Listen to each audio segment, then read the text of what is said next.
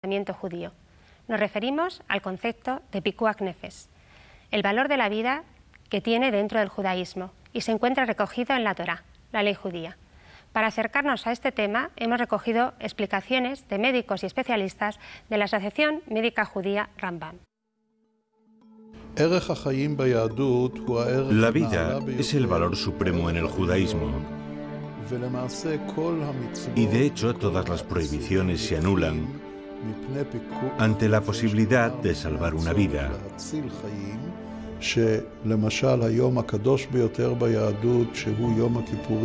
Por ejemplo, uno de los días más sagrados en el judaísmo es el Yom Kippur, día reservado al ayuno y la plegaria. Pero si este ayuno puede dañar la salud, nuestra obligación es no ayunar. Exactamente igual con respecto al sábado, el Shabbat. Este día es el más santificado de la semana. Pero si tenemos la posibilidad de salvar una vida, hay que transgredir todo lo que sea necesario para ello. Incluso si no tenemos la certeza de que nuestra ayuda sea efectiva, nuestra obligación es intentarlo.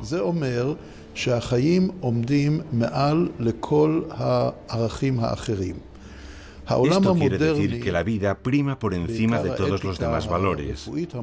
El mundo de la ética médica ve en la autonomía, en la voluntad del individuo, el valor supremo. También existen casos donde el paciente se niega a recibir un medicamento o una transfusión por conflicto de valores espirituales. En el judaísmo no es así, ya que, como hemos dicho, la vida es el valor supremo. Siendo médico, nos enfrentamos todos los días con las preguntas del mantenimiento de una vida, del salvar de una vida. Y voy a llevar y tratar de explicar lo que pasó cuando Christian Barnard, y esto está relacionado con el trasplante de corazón, que hizo en el año 1967, cuando recién yo estaba terminando los estudios de medicina. Barnard se acercó al padre de la chica que había tenido un gran traumatismo de cráneo y se estaba muriendo, y el cerebro no trabajaba, pero el corazón sí. Y ella pidió permiso a su padre para poder utilizar ese corazón joven para salvar al primer paciente, llevándolo a un trasplante de corazón. Cuando Barnard le preguntó permiso para hacer el trasplante, este hombre, en su dolor, en su tristeza, que iba a perder a su hija, que ya la había perdido prácticamente, le dijo: si no puedes salvar a mi hija, salva a la otra vida. Y Barnard hizo la cirugía.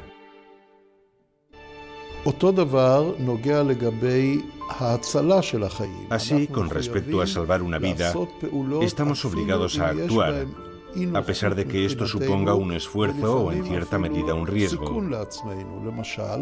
Por ejemplo, si veo a alguien que está en peligro, debo intentar salvarle. No puedo seguir mi camino y permitir que esta persona muera. Esto contradice tendencias o filosofías actuales. Todos están de acuerdo en que la persona que ayuda es un buen ciudadano, pero el ayudar no se ve como una obligación. El judaísmo ve en ello una obligación y no solo una actitud loable.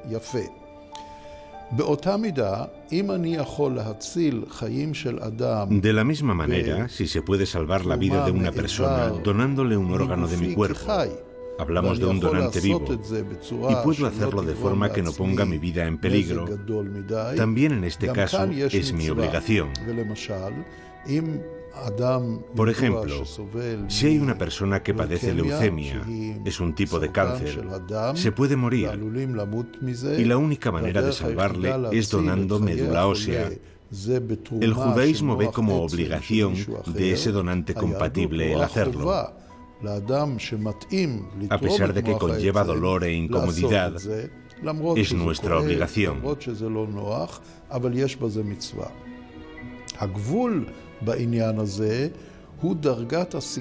El límite en este tema es el grado de riesgo que el donante asume sobre sí mismo. Si el riesgo es grande, no está obligado, pero si es un riesgo razonable, debe hacerlo. Según lo que hemos explicado, una persona sana nace con 2 riñones y puede vivir bien con solo uno de ellos, por lo que esta persona podría donar un riñón. Por otro lado, alguien que no posee ni un riñón en buen estado puede morir. Así la primera persona asumió un riesgo moderado y salvó la vida de otra persona.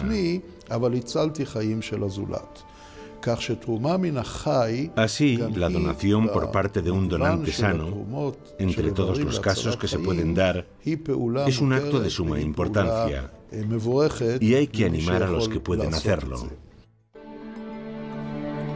Voy a dar otro ejemplo del valor de la vida. Cuando nosotros tratamos una enferma o un enfermo joven de cáncer, siempre debemos preguntarle si quiere cuidar su fertilidad. Es obligatorio ante la ley general y la ley judía en particular. En el hombre es muy sencillo, pero en la mujer es muy complicado. Existen las posibilidades hormonales, existen las posibilidades quirúrgicas, se llega a sacar un pedacito del ovario, se lo congela y después se lo reimplanta después que la mujer sale y recibe todos los tratamientos y está sana. O sea, el valor de la vida, de seguir la vida, de ser fértil es de gran importancia. El caso del trasplante, una niña que es trasplantada o un niño que es trasplantado, riñón, corazón, no importa. Hay medicamentos para evitar el rechazo que le prohíben entrar, embarazar, porque son tóxicos para la nueva vida. Pero valorando eso, los últimos medicamentos que están en el mercado permiten a esa mujer o a ese niño, a ese hombre, seguir siendo fértil y traer más vida a este mundo. O sea, todo el valorar lo que tenemos y seguir luchando para evitar que esa vida desaparezca tiene gran importancia.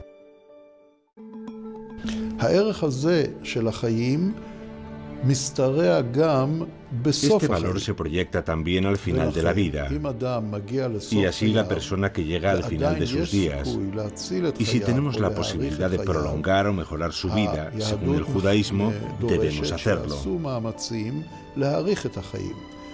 Aunque sí tenemos una limitación. Cuando sabemos que todo lo que hagamos de ninguna manera le va a salvar la vida, o que continuar con el tratamiento aumentará el sufrimiento del enfermo de manera considerable. En estos casos, podemos evitar involucrarnos.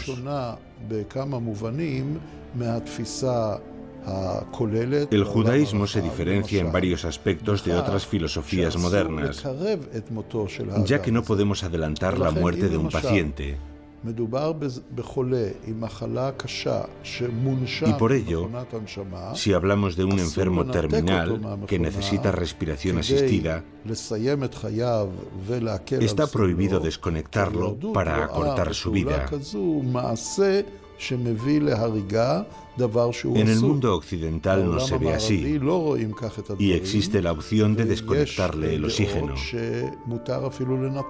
Este acto en el judaísmo sería adelantar su muerte.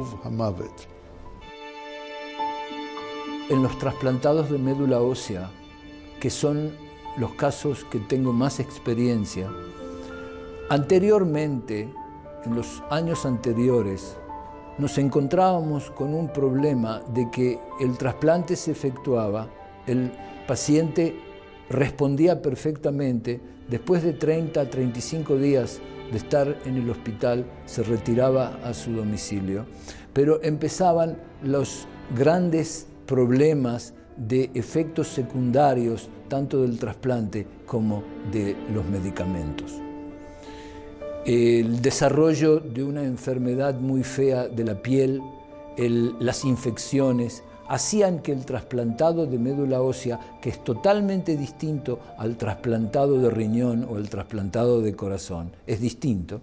En el trasplantado de médula ósea el caso se complicaba mucho. Actualmente, con las combinaciones de medicamentos, se puede mantener y evitar los efectos secundarios tanto del trasplante como de los medicamentos, haciendo que el trasplantado de médula ósea, después que pasó el proceso de la enfermedad, después que pasó el proceso del trasplante y que en este momento se lo puede decir que está sano, pueda volver a la sociedad, pueda volver a la universidad, pueda volver a su negocio, a su trabajo.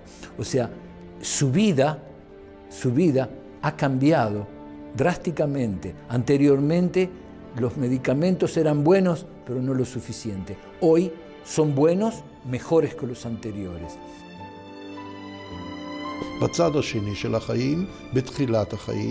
De otro lado, al principio de la vida, esto atañe también a la situación del feto.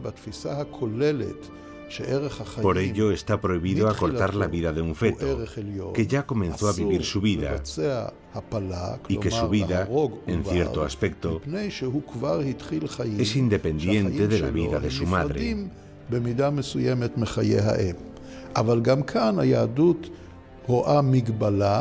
También aquí existen límites. Cuando el embarazo pone en riesgo la vida de la mujer y hay que decidir, la ley judía enseña que entre la vida de la madre y la del embrión, la vida de la madre tiene prioridad. Y en este caso, estaría permitido abortar. Podemos resumir diciendo que la vida en el judaísmo es un valor supremo, pero también este valor tiene sus limitaciones. Esto es muy característico del judaísmo, que sopesa valores contradictorios, que además tienen pesos diferentes. Y así, cuando existe contradicción entre dos valores, la ley determina cuál de ellos tiene prioridad en esa situación específica. El guardar el Shabbat es un valor importante, pero si se opone al de la vida, este último tiene prioridad. Si el dolor y el sufrimiento de una persona al final de su vida son tan tremendos que alargar su vida sería igual a prolongar el sufrimiento, en algunos casos se permite no inmiscuirse para no prolongar el sufrimiento. Poner fin a la existencia de un embrión estaría prohibido, pero salvar la vida de su madre tiene prioridad. A mi modo de ver, esta es parte de la belleza del judaísmo, que ve las cosas desde un aspecto singular, sopesando en cada situación los valores implicados. La persona que es trasplantada es una persona muy especial. ¿Por qué? Porque el trasplantado le dice: doctor, yo ya estuve allá y volví de allá porque me trasplantaron.